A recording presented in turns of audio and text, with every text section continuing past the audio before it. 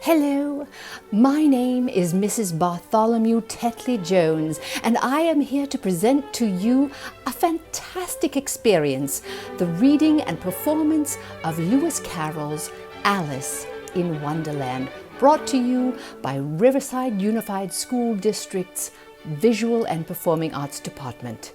Enjoy.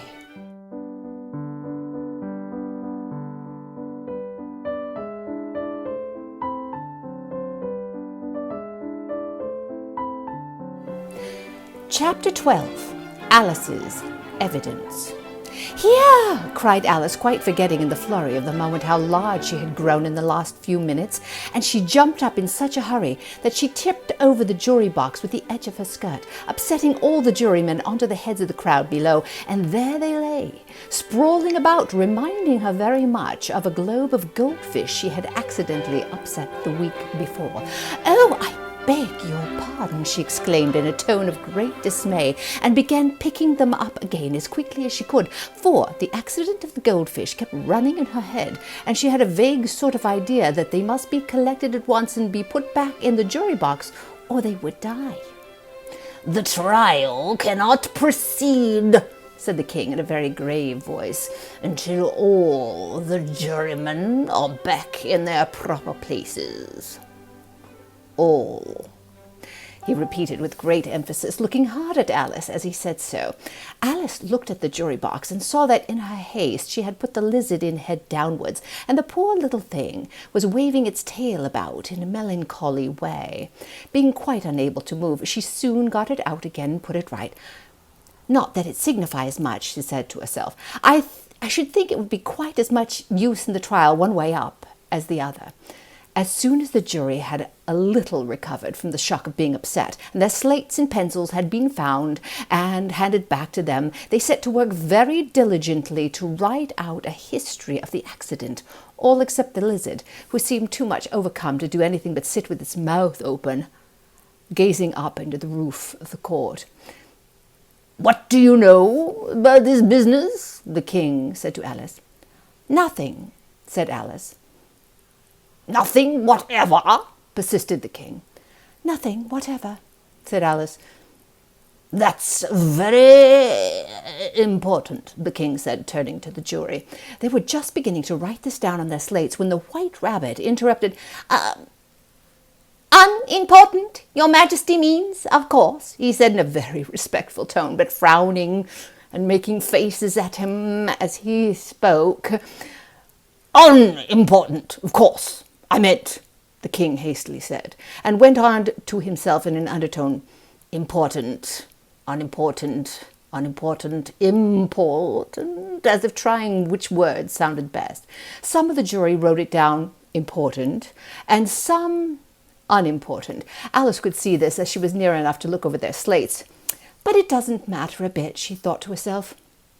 At this moment, the king, who had been for some time busily writing in his notebook, called out, "Silence!" and read out from his book, "Rule 42. All persons more than a mile high to leave the court." Everybody looked at Alice. "I'm not a mile high," said Alice. "You are," said the king. "Nearly 2 miles high," added the queen. "Well, I shan't go, at any rate," said Alice. "Besides, that's not a regular rule. You invented it just now." "It's the oldest rule in the book," said the king. "Then it ought to be number 1, said Alice. The king turned pale and shut his notebook hastily. "Consider your verdict," he said to the jury in a low, trembling voice. "There's more evidence to come, please, your majesty," said the White Rabbit, jumping up in a great hurry. "This paper has just been picked up."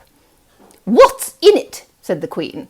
"I haven't opened it yet," said the White Rabbit, "but it seems to be a letter written by the prisoner to somebody." "It must have been that," said the king, "unless it was written to nobody, which isn't usual, you know." "Who was it directed to?"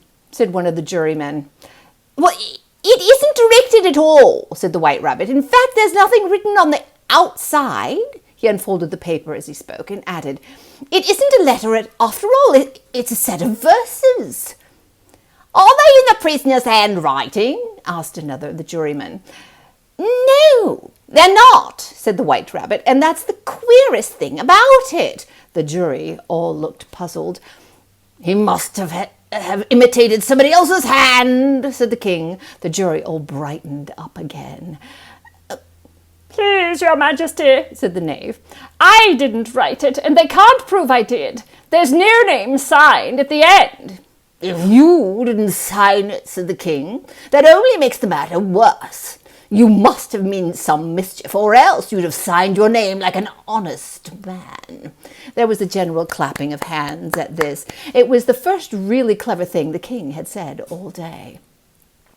"That proves his guilt," said the queen. "It proves nothing of the sort," said Alice. "Why, you don't even know what they're about."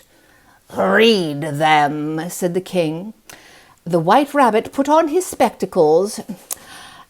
"Where shall we begin, please, your majesty?" he asked. "Begin at the beginning," the king said gravely, "and go on till you come to the end. Then stop." These were the verses that the White Rabbit read. "They told me you had been to her and mentioned me to him. She gave me a good character, but said I could not swim. He sent them word I had not gone, we know it to be true. If she should push the matter on, what would become of you? I gave her one, they gave him two, you gave us three or more. They all returned from him to you, though they were mine before. If I or she should chance to be involved in this affair, he trusts to you to set them free, exactly as we were. My notion was that you had been, before she had this fit, an obstacle that came between him and ourselves and it. Don't let him know she liked them best, for this must never be a secret kept from all the rest between yourself and me." "That's the most important piece of evidence we've heard yet," said the king, rubbing his hands. "So now let the jury—" "If any one of them can explain it," said Alice.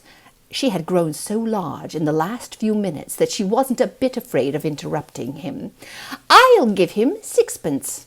I don't believe there's an atom of meaning in it." The jury all wrote down on their slates, "She doesn't believe there's an atom of meaning in it," but none of them attempted to explain the paper. "If there's no meaning in it," said the king, "that saves a world of trouble, you know, as we needn't try to find any. And yet, I don't know," he went on, spreading out the verses on his knee and looking at them with one eye. "I seem to see some meaning in them after all. Said I could not swim." "You can't swim, can you?" he said, turning to the knave. The knave shook his head sadly. "Do I look like it?" he said, which is certainly did not, because he was made entirely of cardboard. "All right, so far," said the king, and he went on muttering over the verses to himself. "We know it to be true. That's the jury, of course. I gave her one, they gave him two. Why, that must be what he did with the tarts, you know." "But it goes on, they all return from him to you," said Alice.